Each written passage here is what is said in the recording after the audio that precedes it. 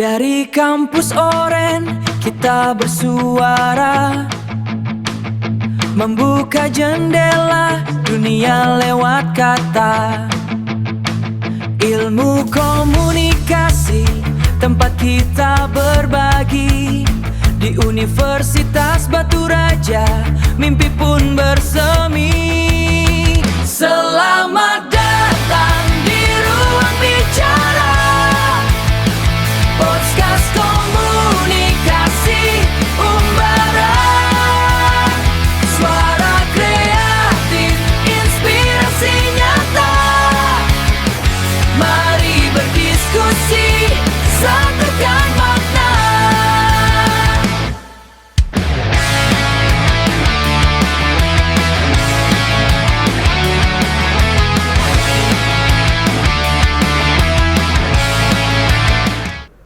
Assalamualaikum warahmatullahi wabarakatuh. Halo teman-teman, kembali lagi di podcast FOMO, Forum obrolan menarik dan oke.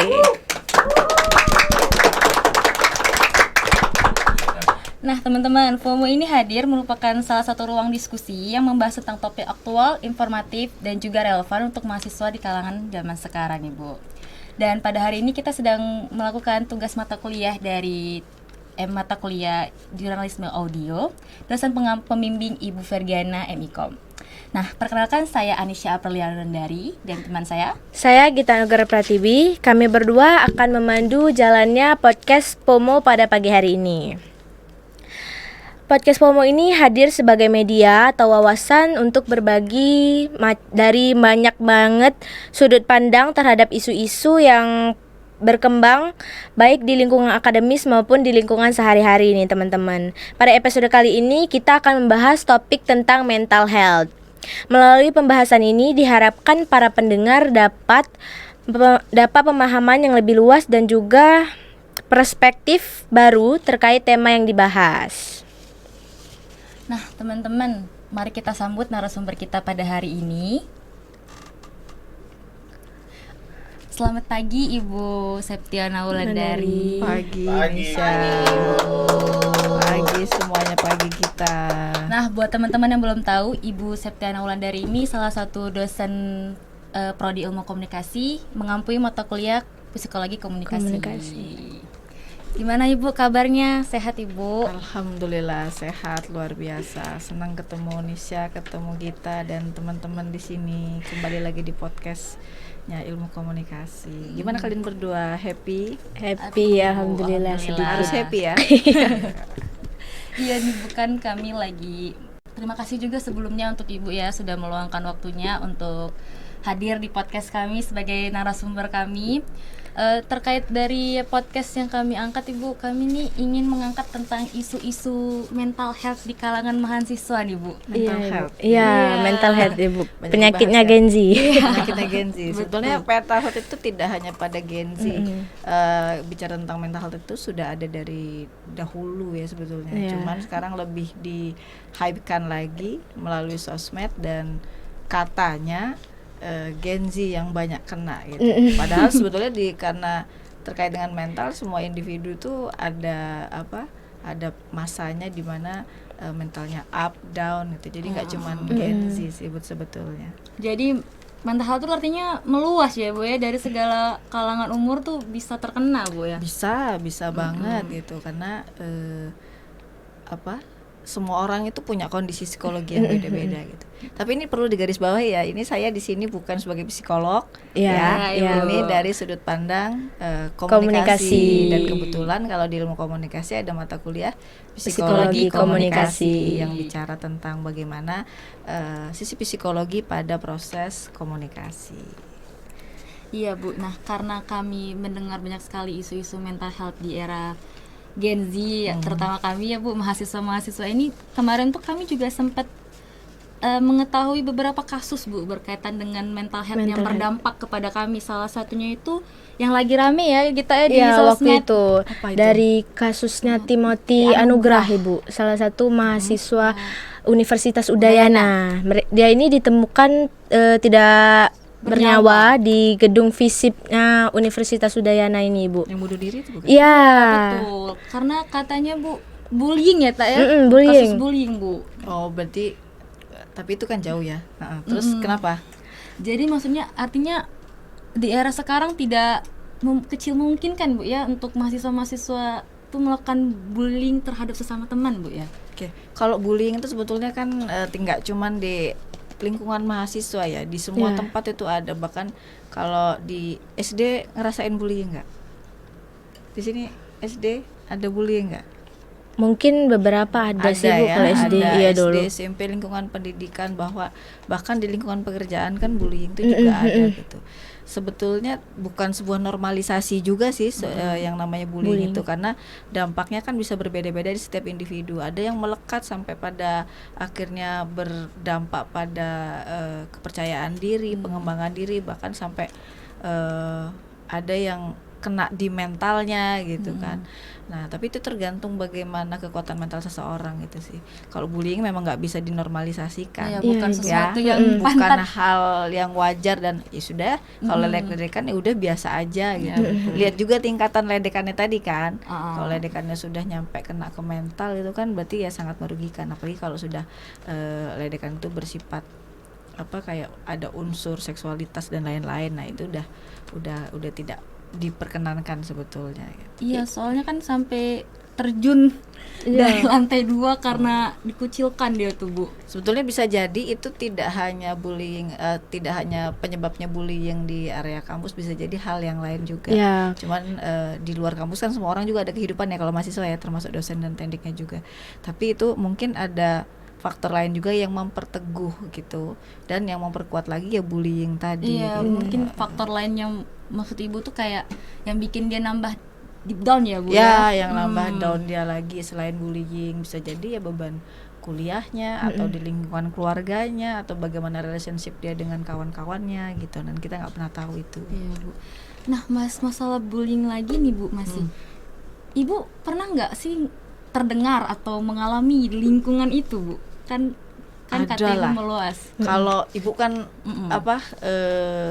ya samalah kayak kalian, ada ledek-ledekan gitu kan, apa tapi istilah ceng-cengan ya kalau ini ya, kalau istilah ledek-ledekan gitu kan ada pasti ngalamin. Cuman ya tergantung tadi gimana kita pensikapan kita terhadap apa dibully tadi itu gitu.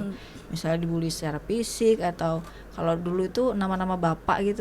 Iya. Jadi kayak Iya. saling kata-katain ya, Bu. Mengejek nama Ngejek-ngejek, bapak. wah. Tapi itu kembali lagi ke pensikapan kita terhadap bullying tadi, apakah nganggapnya sebagai candaan yang malah memperkuat jalinan pertemanan, atau kita masukin ke hati jadinya Kepikiran. gitu, merasa terus terbebani.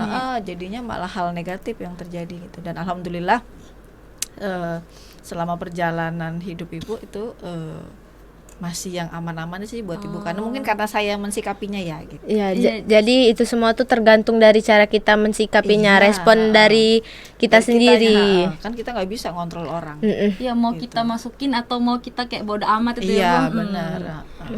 Tapi nggak sedikit orang itu yang mentalnya tuh mungkin mereka nggak bisa dikasih ejekan seperti itu ya, Bu Iya, ya. Ada yang dimasukin Kayak ke hati. gampang kesinggung gitu ya, Iya. Kak. Ada orang kayak gitu, Bu. Bahkan ini ya, ada penelitian kakak tingkat kalian kan, kalau ilmu komunikasi kan penelitiannya luas, saya bisa tentang apa aja, termasuk tentang kondisi psikologi ketika berinteraksi. Jadi ada yang ngerasa ternyata banyak juga mahasiswa, saya nggak tahu kalau di ruangannya ada nggak, yang ngerasa kena mentalnya dalam tanda kutip ketika diledek secara fisik gitu.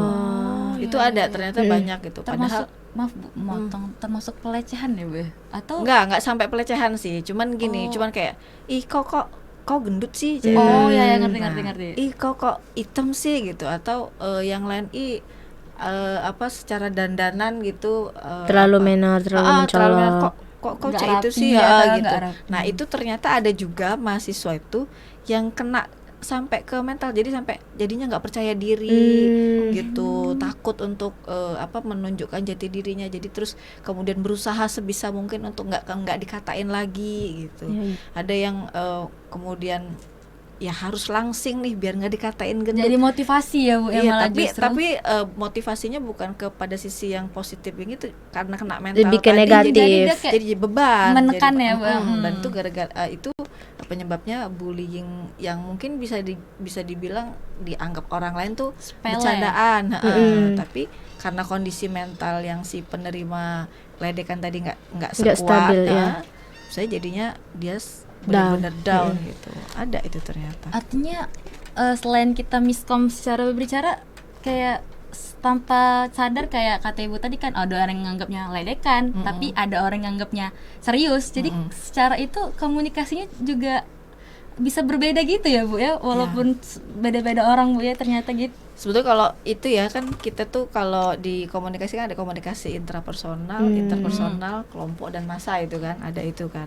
Nah, dan setiap detiknya tuh kita tuh melakukan proses komunikasi itu gitu.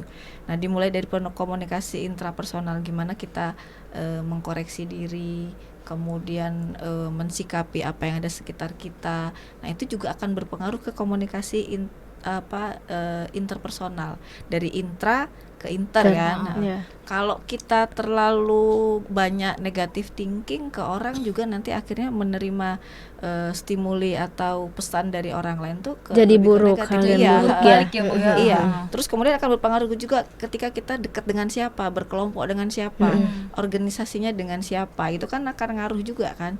Itu kemudian ke komunikasi massanya. Kita ikut follow sosmed yang mana, kita baca berita tentang apa, itu akan sangat saling berkaitan gitu. Makanya kita kan yang di ilmu komunikasi kan mesti pinter-pinter menelaah pesan, pinter-pinter memilih dan memilah mana yang baik buat mana. kita gitu. Itu komunikasi itu sebetulnya salah satu inti dari kehidupan sih, gimana kita membentuk diri untuk mensikapi segala hal yang di lingkungan kita itu. Komunikasi intrapersonal, komunikasi dengan diri sendiri, komunikasi dengan orang lain yang terdekat, interpersonal, kemudian komunikasi kelompok mana yang mau dipilih nih, yang kita mau tergabung di dalamnya, kemudian komunikasi massa, mana media apa yang cocok buat kita gitu. Iya. Dan juga Bu, untuk mengenai yang komunikasi tadi Bu, ada beberapa kalau misalnya kita tuh cerita ke orang, itu bukan kita tuh jadi hilang beban. Malah Kadang tambah. ya malah nambah Bu, malah nambah kepikiran, pusing. malah nambah pusing. Karena Jadi ada responnya. jadi ada beberapa orang tuh yang mendem Mendingan diem lah daripada Iya, cerita. Mendem perasaan sendiri Bu. Apa sih kalau sejaman sekarang avoidant ya? Avoidant Bu namanya. Oh, itu istilahnya. Iya. Istilahnya. Nah, kalau kamu berdua sendiri kayak mana? Kalau punya masalah cerita atau enggak? Kalau aku sih tipe yang enggak sih Bu. Kita Tapi enggak. lebih Kalau ke Nisa? milih ke lain, misalnya tidur atau dengerin musik gitu aja Melampiasin sih. ke hal-hal ya. Iya. Hal-hal yang bikin kamu tenang ya. Oke, kalau Nisa sih lebih ke cerita tapi satu orang atau dua orang gitu. Oh, berarti sudah ada orang yang Iya. beda Iya, cerita gitu. tapi masih milih-milih. Takutnya kayak takutnya ganggu nggak ya? Takutnya dia Nambah pikiran nambah aja. pikiran dia nggak ya gitu. Jadi Iya, sebetulnya gini, kalau orang punya masalah itu yang paling bagus dilakukan adalah mengungkapkan apa isi pikirannya. Sebetulnya itu ya. Iya, Cuman tadi case-nya ternyata nggak semua orang itu bisa nerima keluhan kita atau memberikan solusi gitu. Tapi yang bagus untuk biar mentalnya stabil, biar kondisinya oke, itu kita harus mengucapkan gitu. harus dikeluarkan. Harus ya, Bu? dikeluarkan. Bentuknya seperti apa? Nggak mesti cerita dengan orang sebetulnya. Waktu kita berdoa, ya kan? Iya. Iya. Itu juga kita ngomong itu. Jangan mentang-mentang Allah tuh maha segalanya, maha tahu, kemudian doain cuman Di "Ya dalam Allah, hati." Taulah dewa ya Allah, taulah dewa ya Allah. Jangan kayak gitu. Itu sebenarnya Ceritain benar apa yang kamu rasakan. Ngomong gitu. Iya. Walaupun itu kan bentuk komunikasi intra ya. Gitu. Atau kalau bentuk lainnya nulis. mengungkapin secara tulisan. Kalian pernah kan saya kasih tugas untuk menulis deskripsi Pernah. diri? Pernah. Iya, Bu. Ada yang merasa kesulitan kan, ada juga yang kemudian itu jadi tolak ukur. Oh, ternyata saya kayak gini, kemudian oh berarti saya harus seperti ini ini, karena sudah terluapkan gitu. Kalau cuma dalam pikiran punya masalah itu jadinya bisa ke hal-hal yang lain gitu. Jadi merambat mungkin ya Bu ya kepikirannya. merambat, bisa jadi malah ke kesehatan fisik. Iya. Gitu. Iya sih, memang banyak sih. Beruntung lah kalau misalnya kayak Nisa ada orang yang bisa dipercaya. Kalau memang tapi kan nggak semua orang bisa dengan gampang nemuin orang yang mau dengerin itu kan, atau memberi solusi atau ngerasa kita aman kalau cerita dengan Iya, dia. benar-benar. Tuh, kalau saran saya sih tetap harus dikeluarkan apa dalam pikirannya dalam bentuk yang aman, berdoa mungkin, curhat sama Tuhannya yang sudah pasti mendengarkan kan. Iya. Nah, kalau yakinnya kan gitu sudah pasti mendengarkan, atau dalam bentuk hal lain misalnya tulisan atau apa gitu. Yang bagusnya sih dikeluarin Ya, gitu. maksud ibu tuh mungkin kayak bisa mengungkapkan dengan cara sendiri-sendiri lah Iya, ya, yang nyamannya tergantung kayak apa. nyamannya seperti apa.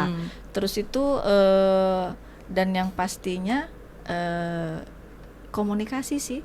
Ya, Itu kan bentuk komunikasi kan. Nah, itu nanti akan berdampak lagi ke orang ketika kamu sudah nemuin orang yang enak diajak ngobrol gitu, dan kamu belum ketemu orang yang bisa diajak curhat heart to heart gitu kan, misalnya berarti nanti koreksi lagi, ternyata ada orang yang sifatnya kayak gini, ada yang kayak gini gitu.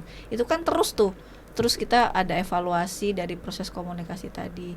Nah, sambil kayak masalah tadi ya tergantung pilihannya mau kayak mana gitu. Iya, Asal jangan kayak yang negatif. Iya, siap. Karena akan berdampak tadi kata Nisa tadi kan, berdampak dampaknya tadi. panjang. Nah, panjang Gitu. dia nanti. Soalnya kalau kau gak ngerasa deh Sigit kalau misalkan lagi ada pikiran tuh, aduh, agak belah makan itu nah. Iya sih, karena males kan. Males. Jadi kayak Telah terancam pikiran tuh udah duluan. fresh gitu nah karena itu juga terkadang juga ini Nisa pribadi ya Bu ya, terkadang tuh ngerasa kayak misalkan lagi ada masalah gitu kan, aduh ngampus lagi, jadi kayak aduh udah mood gitu. Nah, kira-kira tuh menurut Ibu itu hal yang baik atau itu sih? Normal sih, setiap orang kan punya ada kejenuhan, ada rasa yang nggak selalu happy, nggak selalu baik gitu ya. Tapi tergantung ini, kayak misalnya Nisa tadi lagi bete, lagi nggak mood, tapi harus kuliah, ya kan? Nanti di kuliah pasti kebawa gitu. Iya. Nah sekarang gini, Nisa pikirin deh, tujuanmu kuliah itu untuk apa? Gitu. Tujuan kuliah itu untuk apa gitu? Iya. Ingat dulu, perjuangan mau masuk kuliah itu gimana? Gampangkah atau apakah? Terus tujuan kuliah itu mau ngapain? Sekedar dapat gelar kah? Atau memang dapat ilmu kah? Atau yang lainnya gitu. Tujuannya untuk apa gitu? Kalau kita sudah kita ingetin lagi, oh ya Ding, aku kuliah pengen buat mamaku bangga atau apa, pengen dapat kerjaan yang baik gitu. Tetap aja lakuin, walaupun mungkin hari itu bukan hari yang bagus gitu, tapi tetap dijalanin. Mungkin nanti diminimalisir, kalau biasanya mau gabung ngobrol dengan kawan, ini agak narik diri dulu, daripada harus dipaksain kan. Nah, takutnya nanti malah emosi ke temen. Iya, jadinya malah memperburuk suasana hati lagi kan gitu. Tetap kuliah gitu. Apalagi kalau misalnya hari itu harus ada ujian, harus ada tugas, harus ada yang dipresentasikan gitu kan. Tetap aja kuliah. Karena itu memang wajibnya kan. Iya. Wajibnya kuliah ya harus datang gitu. Ibaratnya kuliah itu tanggung jawab kita lah ya, Bu ya, sebagai mahasiswa. Dan itu nggak cuma di Nisa doang sih, semua orang pasti pernah ngerasain itu. Bahkan yang sudah bekerja kayak Ibu pun ada masanya, jenuh lagi. Gitu kan. Ibu pun pernah merasakan ya, Bu? Pernah dong, normal. Pernah, jenuh lagi, mesti ke kampus lagi. Tapi kan wajibnya tanggung jawab. Nah, pernah dengar nggak istilah semakin kita bertanggung jawab kita akan semakin bebas? Pernah nggak dengar itu? Belum pernah, Bu. Jadi kita tuh sebetulnya kalau semakin kita bertanggung jawab tuh gini, melakukan apa yang mesti dilakukan, itu kita malah semakin bebas. Saya contohin gini deh, kalian punya tugas kuliah gitu, apa yang harus dilakukan? Kerjakan. Kalau sudah dikerjakan ngerasa free nggak? Free. Iya sih. Nah kalau belum, Kepikiran. nah, itu nggak free kan? Nggak. Oh iya. Jadi kita tuh semakin bertanggung jawab sebetulnya semakin bebas. Walaupun kadang kan untuk ngerjain tanggung jawab itu sebuah tantangan ya. Ada bete, jenuh apa. Tapi setelah kalau udah dikerjain tuh ada rasa iya. Sama kayak misalnya UAS ujian gitu kan. Males gitu. Harus belajar. Kalau ujian tuh harusnya kan belajar ya. Baca buku atau apalah gitu, nginget tugas yang lalu. Itu males dilakukan. Tapi kalau Anda sudah ngelakuin itu, Anda sudah belajar, pas ujiannya ngerasa lebih free atau lebih tertekan? Lebih free. Lebih tenang. Lebih tenang. Lebih tenang kayak itu tuh sebetulnya kalau semakin bertanggung jawab akan semakin bebas. Gitu. Kita pernah ngerasa tertekan juga gak sih, kayak kalau aku kan contohnya tadi kan kalau misalnya ada masalah malas ngampus. Kalau kau tuh ada sih yang kira-kira masalah kau pribadi nih, tapi kau tuh males melakukan hal yang di luar itu sih, Kalau aku sih masalah pribadi tuh sebenarnya aku tuh uangnya tidak terlalu dipikirin sih, kayak dibawa enjoy aja. Bodo amat ya? Iya. Bodo amat. Soalnya kalau dibilang bodo amat tuh enggak, tapi lebih dibawa enjoy karena kalau semakin dipikirin tuh semakin sesek gitu Bu rasanya dada tuh. Jadi kayak yang ya udah kalau misalnya jam kuliah. Iya, kalau misalnya mahasiswa kan wajibnya ya kuliah kan? Iya. Nah, kadang kalau misalnya ada pekerjaan rumah tuh nyisa gitu kan Bu, misalnya baju belum diangkat, jemuran belum diangkat atau segala macam itu kan masih nyisa-nyisa tuh. Terus dengerin ocehan orang rumah tuh ngoceh mulu, itu tuh kayak ya Allah, dari pagi nih udah berangkat kuliah nih, terus sampai rumah dengerin omelan tuh rasa mau mengeluh, cuman yang ngeluhnya kayak mana ya jalanin aja. Kalau belum diangkat ya diangkat, kalau belum dicuci piring ya cuci piring karena gitu. kalau ngeluh juga kan itu udah selesai. Nah itu Bu, masih numpuk, iya masih numpuk. Dan kayak gitu juga itu kalau balik ke obrolan kita tentang mental health, itu juga yang jaga mental kita loh. Iya. Gimana pensikapan kita terhadap yang sehari-hari kita itu. Kayak tadi misalnya kayak Gita mungkin mentalnya akan lebih sehat ketika dia bisa memprioritaskan mana yang mesti dipikirin, mana yang enggak Iya. gitu kan. Prioritas itu mesti bisa dibedain, mana yang mesti dapat prioritas utama, mana yang biasa aja, mana yang udah nggak usah jadi prioritas gitu. Termasuk masalah-masalah dalam hidup sih gitu. Ya, kayak kuliah berarti kalau sekarang kan gini. Kalau kayak kita tuh manusia tuh kan perannya banyak ya. Iya. Kalau di kampus peranmu jadi Mahasiswa, di ya. rumah jadi kakak, jadi ayu, jadi anak gitu kan. Kemudian nanti di keluarga lain lagi jadi cucung gitu kan. Di organisasi peranmu jadi apa? Ada lagi kan bidang-bidangnya. Iya. Kayak kalian kan aktif organisasi gitu. Nah, kalau kita nggak bisa memilah dan memilih prioritas mana pada peran-peran kita itu di kondisi tertentu, ya yang berat kita sendiri lah. Iya. Merasa jadi kayak Iya, merasa pernah terkadang karena kita kayak ngerasa nggak bisa memilih atau membagi waktu, karena aduh ngapain sih ngikut ini, aduh ngapa sih harus ini gitu loh. Karena tadi ya kata Ibu tadi, kita tuh nggak pinter ngatur ya Bu ya, jadi itu tergantung diri sendiri artinya Bu ya. Iya, bahkan kalau saya juga pernah sih ngalamin di masa kalian tuh ya, galau istilahnya. Terus Ibu baca buku, kemudian solusinya ada. Jadi Ibu kayak nulis. Itu bisa dibaca deh, nulis. Misalnya apa nih jadi beban pikiran nih? Kampus, kuliah, pacar, temen, organisasi, orang tua, kakak.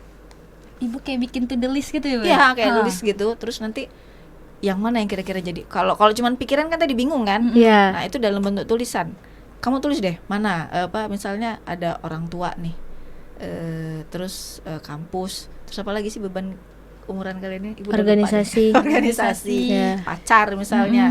Terus sebutin aja namanya, misalnya siapa, si A. Terus ada lagi temen yang bikin jadi beban pikiran, si B, si C gitu. Tulis aja dulu. Terus nanti sambil mikir nih, oh berarti yang ini penting, yang ini enggak. Oh ini yang sudahlah, masa bodoh amat gitu. Jadi kayak dipilah-pilih gitu Iya, ya Bu, mana yang dipilah-pilih. penting mana yang enggak Bu. Kalau sudah dalam bentuk tulisan tuh kan jadi kayak kelihatan tuh depan Iya. mata kita mana yang ini. Beda kalau bisa cuma diangan-angan doang, mikir ruwet, apalagi nggak ada teman ngomong. Iya. Ya kan, kalau ada teman ngomong masih enak. Iya. Kalau cuma dalam pikiran doang. Nah, untuk yang kesehatan mental itu tadi Bu, ada beberapa orang yang nggak bisa mengeluapkan mungkin ya Bu perasaan-perasaan mereka tadi. Normal sih. Iya, kami udah melakukan survei juga nih Bu terhadap Oke. orang-orang nih di FISIP ini terutama. Oh, mahasiswa nih. Ya, mahasiswa. Survei ini melalui kuesioner yang dikhususkan untuk mahasiswa Fakultas Ilmu Sosial, Ilmu Politik dan Hukum. Terkumpulnya ini respondennya ini sudah memenuhi kriteria kami nih Bu. 80% dari mereka ini merupakan mahasiswa program studi ilmu komunikasi. Oke. Nah, dari itu Bentar, itu rata-rata tuh semester 4 juga Bu. ya. Teman-teman kami. Terus dari hasil data yang kami kumpulkan juga nih Bu, sekitar 3% mahasiswa itu selalu merasa mereka nih tertekan itu Bu. 3%. Ya, 3%. Mereka selalu merasa tertekan dan terbebani dengan jumlah tugas kuliah yang mereka dapatkan. Sedangkan 20%-nya itu mahasiswa sering merasa tertekan. Jadi ada yang selalu, ada yang sering. Ada yang sering. Ya, 3%-nya itu selalu tertekan, sedangkan 20% itu sering tertekan. Sering berarti itu bisa jadi pernah nggak tertekan. Iya. Enjoy gitu ya. Oke. Sekali mungkin Bu tertekan. Iya. Itu tugas Iya Bu, tugas kuliah. tugas kuliah. segitu tertekan. Tapi kalau ngeliat persentasenya berarti kan sedikit yang ngerasa Iya, tertekan. sedikit Bu yang Sedikit ngerasa yang tertekan. Jadi gini, tadi setiap orang itu kondisi mentalnya beda-beda, gitu ya. Ada yang dapat tugas berapa mata kuliah satu semester? 8 ya? 8. 8 Bu. Ada yang ketika dalam waktu yang bersamaan dapat tugas itu 2, ngerasa aduh ada tugas lagi gitu. Ada yang orang juga misalnya dalam satu waktu 8 mata kuliah dapat tugas semua, gampang aja lah. Ada yang gitu kan. Ada juga yang waduh sampai langsung buat status segala macem gitu kan. Aduh tugas buat status. Ada ya kayak gitu ya. Iya, Di ada. ruangan ini ada nggak? Kalau Nggak ada status ya? tuh enggak Bu, mungkin lebih ke postingan ulang. Oh iya, postingan ulang TikTok. Reels yang Iya, relate gitu. iya. Posting ulang. Itu kayak udah kesannya beban hidupnya tuh banyak bentar gitu kan. Gini, ya tadi kalau mahasiswa dapat tugas kuliah itu normal nggak? Normal sih. Normal kan? Normal, Proses karena proses perkuliahan, proses pendidikan pembelajaran. memang harus dilakukan kan gitu. Lakukan, kerjakan, ya itu pilihan ya, nggak ada pilihan lain kan? Ada Iya. nggak pilihan lainnya? nggak ada Kan? nggak ada Yang paling bagus dilakukan apa? dikerjakan. Ya sudah kerjakan ya. Kalau misalnya terbebani segala macam, ada kawan nggak? Ada. Emang cuman kamu yang dapat tugas? Enggak lah, satu Enggak kan? kelas dong. Bahkan satu angkatan dong kalau mata kuliahnya sama kan? Iya. Gitu. Nah, jadi beban tadi dirubah konsepnya jadi tanggung jawab Oke. Jadi gitu. jadi dijadikan ya emang Iya, keharusan. emang harus gitu. Karena gini, balik lagi nanti mengcompare. Memang cuman mahasiswa, misalnya kalau mahasiswa FISIP aja nih yang dapat tugas kuliah, kan enggak. Ya. Semua mahasiswa kan memang harus kayak gitu kan. Nikmatin, jalanin. Terus ada lagi nih yang bikin ringan juga, kawan biasanya. Iya. Ya kan? Kalau tugas itu kelompok, kita ada kelompok. Tapi kalau tugas itu individu, teman yang lain kan tugasnya sama juga. Iya. Bisa sharing kan? Iya bisa. Makanya pintar-pintar komunikasi.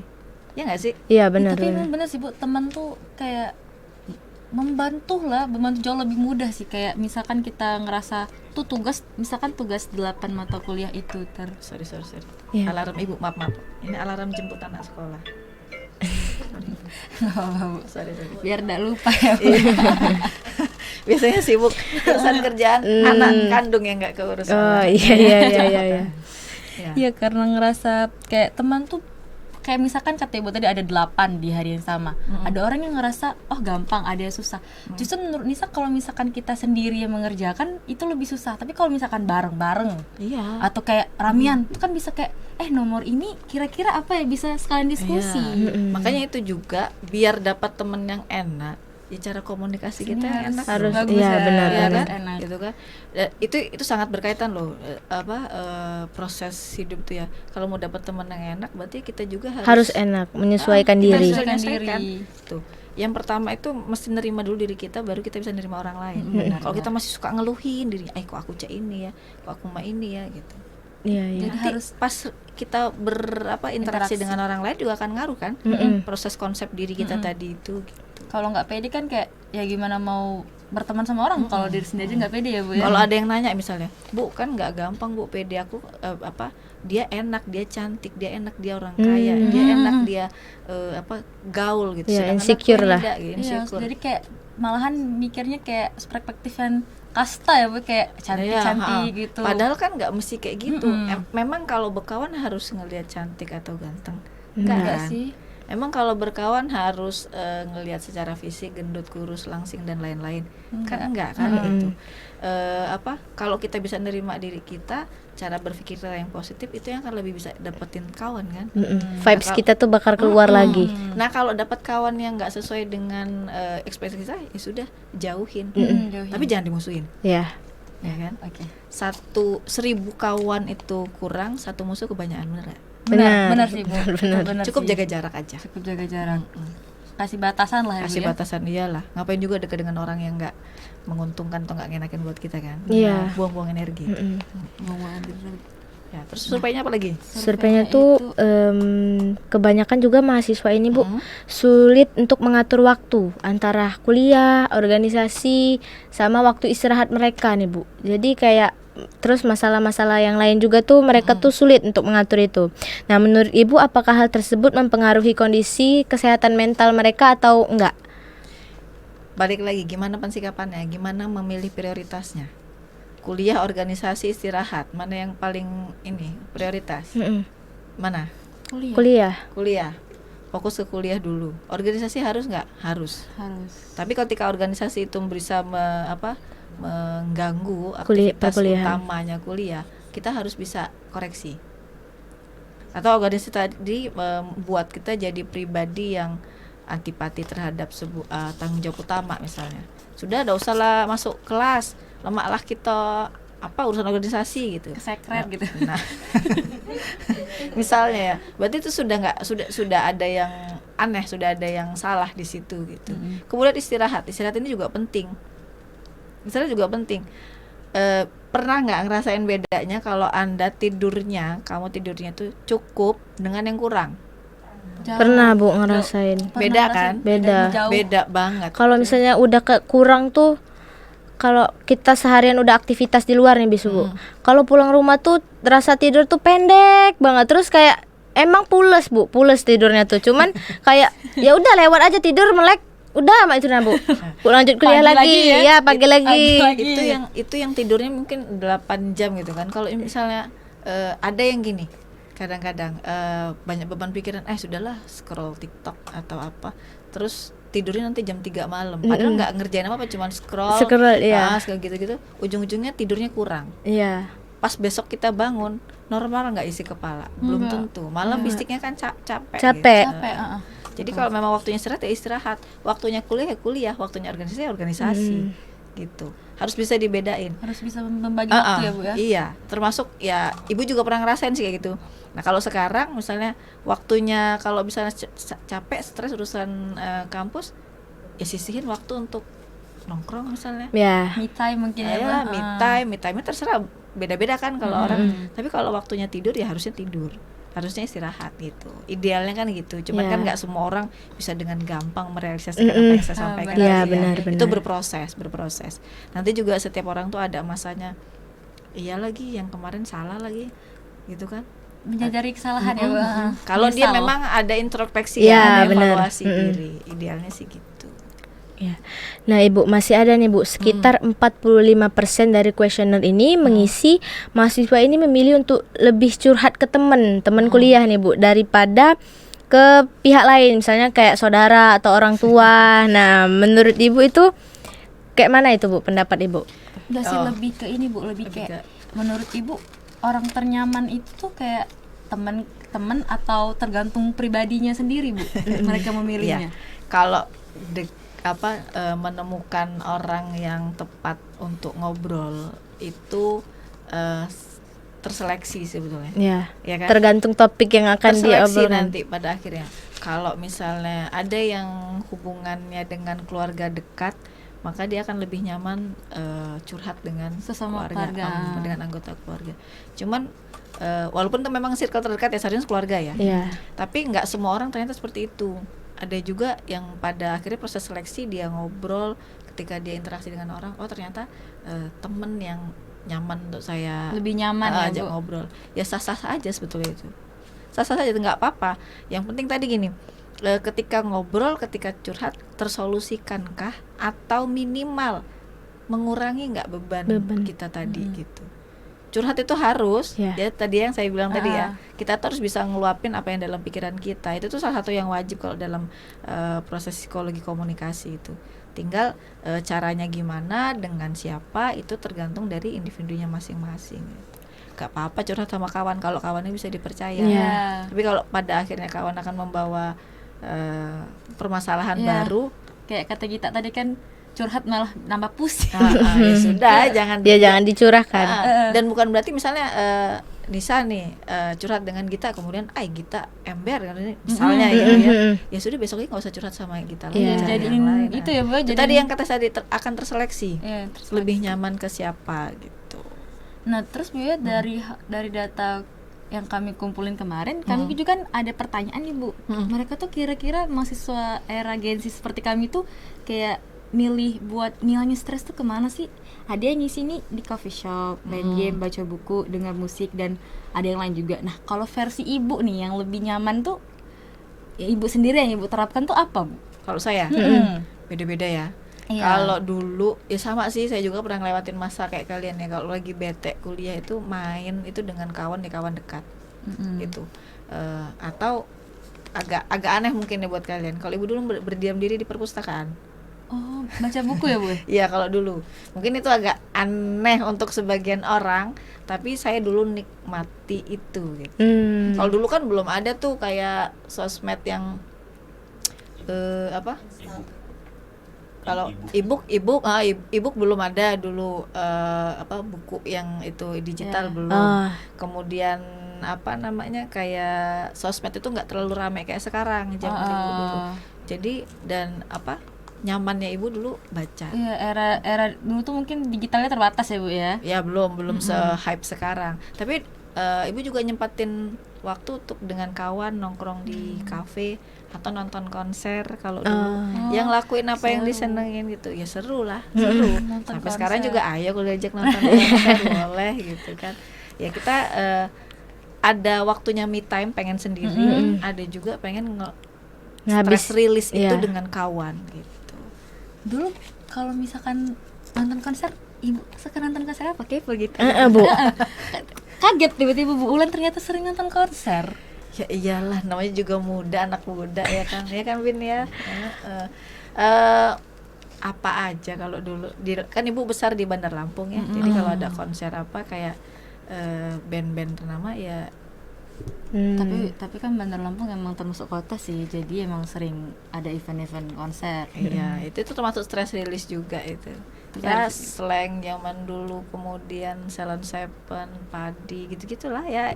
Apa aja lah. Ibu emang salah satu penyuka musik atau kayak Evan aja nonton konser gitu? Saya suka dengerin. Nggak bisa nyanyi tapi suka dengerin. Penikmat musiknya penikmat ya. Apalagi kalau zaman dulu tuh radio itu masih jadi salah satu media yang jadi hiburan era-era tahun 2000-an awal gitu. Apalagi ininya. Nah, sebelumnya tuh kita juga ada dari 18% mahasiswa itu yang menyatakan bahwa ternyata Bu ya, pihak FISIP tuh cukup peduli Bu terhadap kesehatan mental mahasiswanya Bu. Mungkin dosennya FISIP kan enjoy mungkin kan, atau kayak komunikasinya lebih santai gitu kan Bu. Nah, kira-kira emang sebaiknya itu dosen tuh emang harus saling peduli sama mahasiswanya atau kayak ya udah sebatas profesionalnya aja Bu? Itu sebetulnya gini, tergantung ke individu dosennya masing-masing ya gitu. Kalau yang kalian rasain gimana? Gampang nggak ngobrol sama dosen-dosen kalian? Sebenarnya itu topiknya sih Bu, lebih ke topiknya. Kalau topiknya agak mencekam itu agak mencekam juga. Mencekam horor kan? Bukan mencekam hantu. Mungkin bahas tugas nih misalnya, tugas padahal udah dijelasin tapi kita tuh masih kurang paham. Nah itu tuh agak bukan sungkan Bu, lebih ke aduh nanti ini dosennya marah nggak ya kalau nanya-nanya terus, nah gitu Bu. Lebih ke situ sih takutnya. Tegang. Ya. Oh, mungkin ini ada istilah tak kenal maka tak sayang tadi ya. Iya. Kalau ibu cerita dikit ya. Kalau selama ibu jadi dosen tuh kadangan misalnya dari 100% gitu ya penilaian interaksi dengan mahasiswa, bisa jadi yang 50 ini urusan akademik, yang 50-nya bukan akademik malahan. Kalau kalian tahu. Jadi banyak tuh mahasiswa tuh yang tiba-tiba curhat. Bahkan pernah loh kejadian tuh. Waktu dulu ruang prodi masih di bawah ya. Prodi di bawah. Terus ibu lagi sendirian di ruangan. Kemudian ada mahasiswa masuk. Izin Bu, ya duduk. Terus dia cuma diem aja gitu. Terus ibu cuma nanya gini, sebut aja namanya Gita gitu ya. Gita, are you okay, kata ibu. Terus ibu langsung nangis gitu dia. Terus dia cerita, curhat bla bla bla bla gitu. Nah, terus ngobrol, bukan masalah akademik, lebih ke kehidupannya secara personal itu. Curhat gitu. jadinya. Curhat gitu. Dan itu nggak cuman saya aja. Hampir semua dosen di komunikasi itu sering dapetin cerita yang sama. Jadi kan nyamannya orang tuh beda-beda ya. Iya. Mungkin kita nyamannya sama dosen A, si Nisa dosen B gitu kan. Nah, tapi kalau di komunikasi itu rata-rata kami tuh ngelihat mahasiswa tuh per karakter Iya. gitu. Ada juga yang kayak belum lama angkatan yang kemarin kalau nggak salah. Ibu lagi di ruang TU fakultas. Iya. Bu, izin Bu mau konsultasi. Oh oke, kata ibu. Ibu pikir konsultasi biasa gitu kan. Terus, Bu jangan di sini. Kenapa? Nanti saya nangis, saya malu. Loh, oke. Saya ajak ke ruangan. Kamu terus duduk cerita dia. Gitu. Jadi sebetulnya mahasiswa itu banyak juga yang karena nyaman tadi dengan dosennya, dan kami tuh welcome aja gitu. Welcome aja kalau nerima mahasiswa tuh pengen curhat atau apa gitu. Yang paling sering itu ketika proses bimbingan malahan. Jadi kalau semester akhir itu Lagi stres-stresnya. ya gitu. Yang menurut kami gitu kadang-kadang kayak gitu jadi stresin sih gitu. Tapi kan buat orang kan beda ya. Iya. Nah, di era kalian tuh beda. Ada kemarin tuh yang lagi neliti juga quarter life crisis gitu. Jadi Kenapa di umur-umur 20-an, 20 berapa umurnya kalian ya? Di 20, 19, 20, 21, 22 tuh ada masa-masa kekhawatiran akan masa depan, ketakutan. Nah, iya itu quarter life crisis, ada tuh bukunya. Itu jadi diangkat jadi skripsi. Ternyata itu banyak menimpa di mahasiswa semester akhir gitu. Nah, kalau kita di komunikasi tuh dosen tuh banyak malah nerima curhatan dari mahasiswa. Ya nggak, Bin? Mungkin Kak Robin juga ya sering curhat gitu. Nah, itu tuh biasa sih. Dan kalau bilang profesional atau enggaknya, menurut saya ya itu bagian dari konsekuensi interaksi antar manusia sih. Kalau bicara tentang profesional kerja, ya harus tetap profesional. Di kelas kan sama kan perlakuannya kan, nilai nggak ada yang diistimewakan kan, benar. sama gitu kan. Kemudian materi kuliah harus diberikan sesuai dengan kurikulum pembelajaran yang harusnya diberikan gitu. Tapi kalau ngelayanin mahasiswa curhat segala macam, itu bentuk dari konsekuensi antar interaksi sih, dan kita memang harus gitu kan. Memang harus gitu.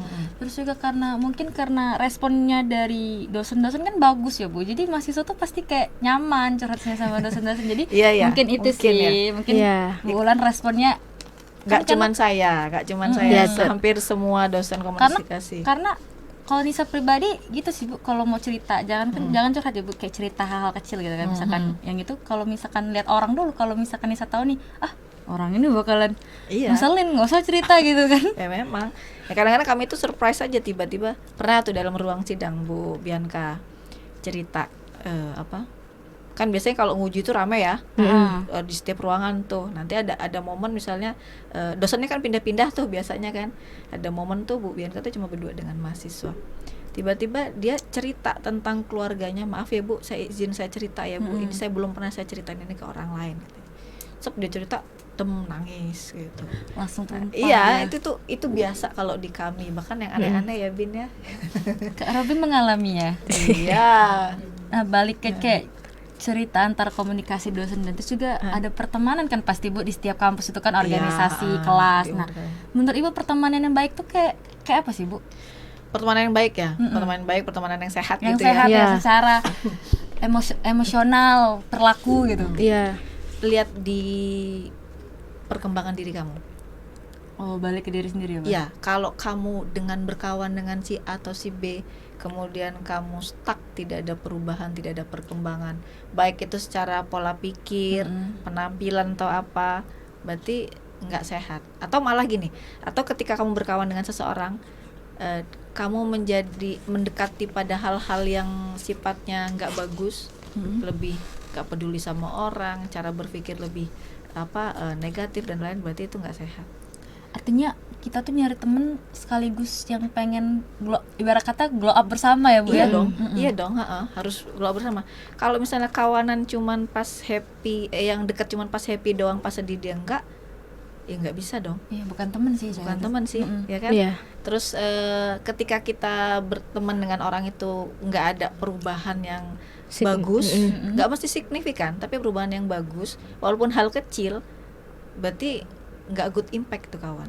Walaupun contoh kecilnya kayak kita kan sering bangun kesiangan nih Bu, terus kalau teman sama dia kayak dia bangunin, nyuruh bangun pagi gitu. Itu termasuk impact kan Bu, maksudnya Iya hal dong, bagus hal dong. kecil, hal kecil tapi punya dampak yang bagus Iya, kan. jadi kebiasaan kita berubah Bu ya. Atau misalnya gini, kawanan nih, sosmednya yang punya dia ada yang bagus nih.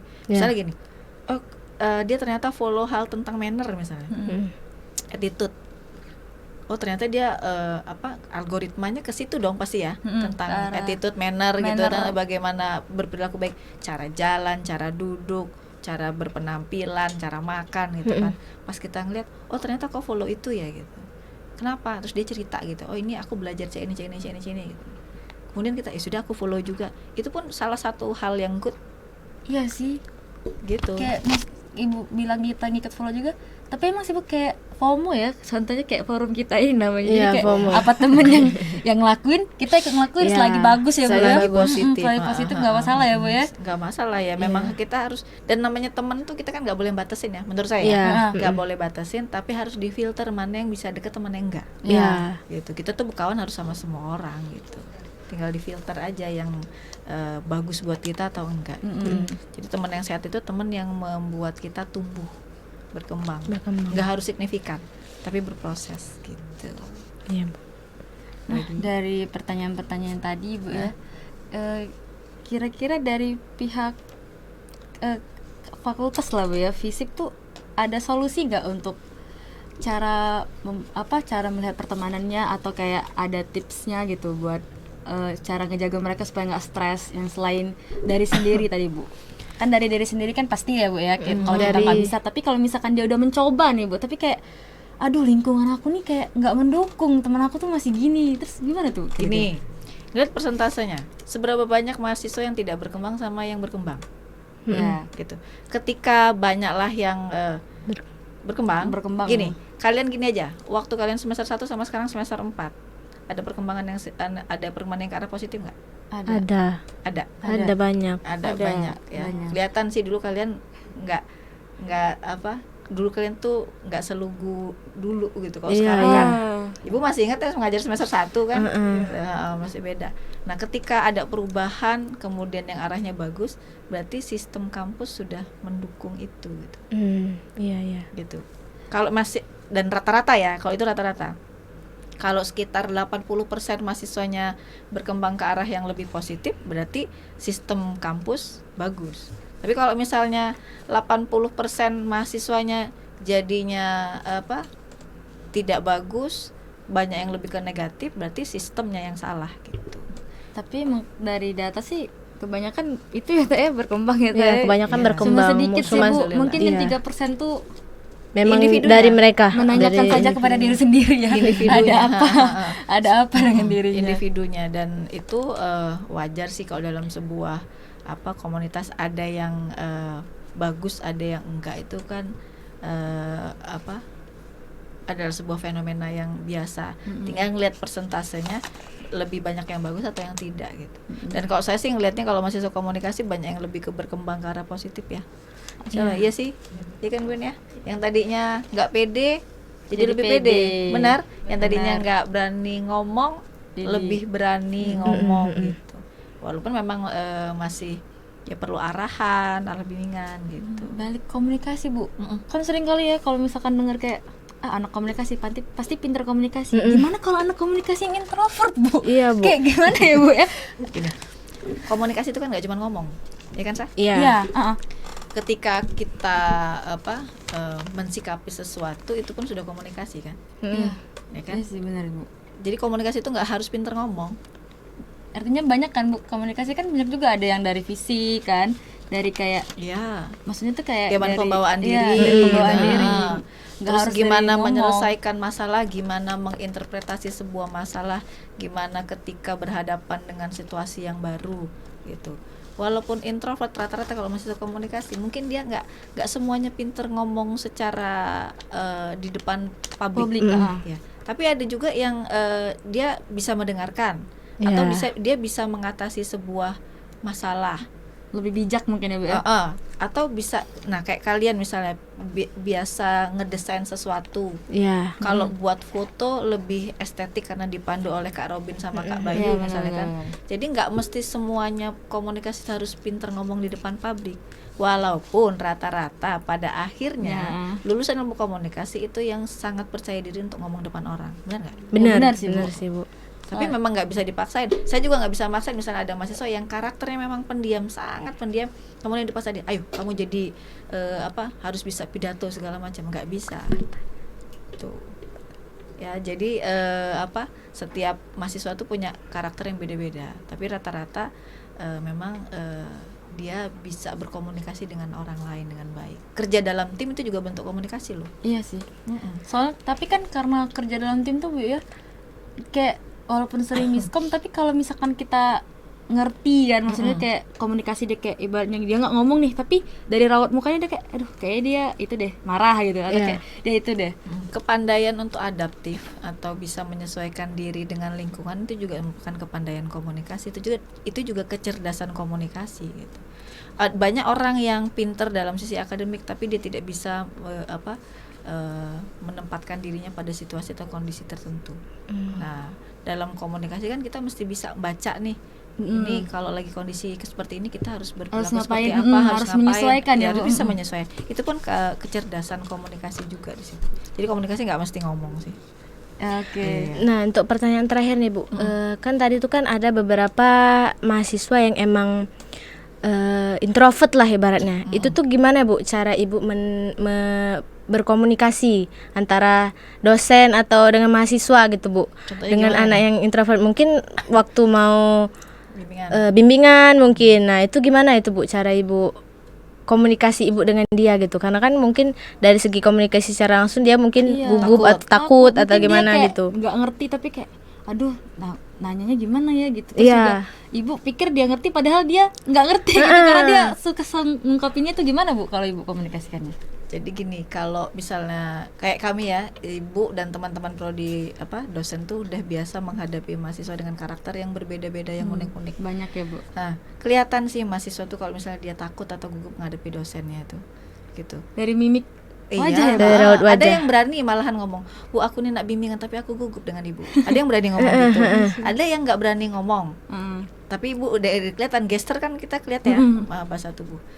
Saya biasanya saya tuh nggak langsung to the point ngomongin tentang akademik, pendekatan pribadi dulu. Sama kayak tadi di awal kan gugup lah, dibuat santai dulu gitu. Jangan langsung ke straight to the point ke masalah akademik, dibuat nyaman dulu orang itu dengan kita gitu. Nanti pada akhirnya dia akan keluar, Mengungkapkan sendiri leluasa perasaan. sendiri dia Bu ya. Salah satu kepandaian komunikasi juga ya, selain ngomong, mendengarkan.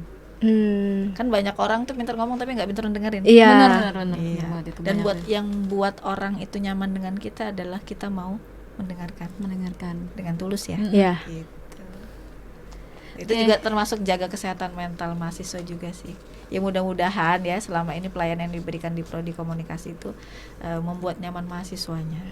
Makanya ayo kuliah di komunikasi. Iya guys, kita kuliah komunikasi guys. Kuliah di FISIP juga. Iya, Kalau nggak Universitas. suka dengan kajian komunikasi lebih ke politik atau hukum, silakan Bisa, di guys, pemerintahan dan juga Hukum bisnis. Sepian ya. Iya. Iklan. sejenak. Iya, Iya. jadi dari topik mental health ini kita belajar ternyata komunikasikan yang terpendam ya Bu. Artinya kalau ada Iya. apa-apa jangan sering Jangan cuma dipendam, Dipendam tetap aja. harus dikomunikasikan, Tetap harus harus tetap komunikasikan. diungkapkan dengan cara-cara yang yang bikin nyaman. ya dan baik. Nggak kerasa nih guys, kita udah di ujung pengobrolan. Kami ucapkan juga makasih ya untuk Ibu, Untuk Ibu, udah sama-sama. meluangkan waktunya Iya. untuk kami. Padahal ini disclaimer bukan hari ngampus guys, ini hari libur lah. Jadi kayak kita nih nyita waktu istirahat Ibu sih jatuhnya. Iya. Enggak dong, saya selalu nyaman kalau ngobrol dengan mahasiswa, apalagi ajang curhat. Boleh curhat dengan saya atau dengan dosen-dosen yang lain. Iya guys. Iya, serta makasih juga untuk wawasan Ibu serta cara Ibu membagikan mengatasi masalah-masalah kami para Gen Z ini ya. Iya, Bu, dan ya. juga pengalaman sharing-sharing dari kakak tingkat juga. Itu jadi pembelajaran juga guys untuk kita. Semoga guys depannya. yang kita sampaikan ini dapat memberi manfaat juga untuk kalian, dan kalian kutip juga yang mana baiknya guys, serta cara kalian mungkin ada yang masih susah kan mengomunikasikan dianya kayak apa, mungkin diikuti tips dari Bu Ulan tadi ya Bu ya. Oke. Terima kasih ya Bu sudah Sama-sama, hadir. sama-sama Nisa, sama-sama juga Gita. Terima Kami- kasih. Kami Teman-teman ucapkan makasih. juga buat para pendengar dan kalian ya, ini Ya. backstage. Aduh, suara dulu dong. Yang nonton juga kami ucapkan terima kasih. Sekian dari podcast FOMO pada hari ini. Kami akhiri. Wassalamualaikum warahmatullahi wabarakatuh. Kritik opini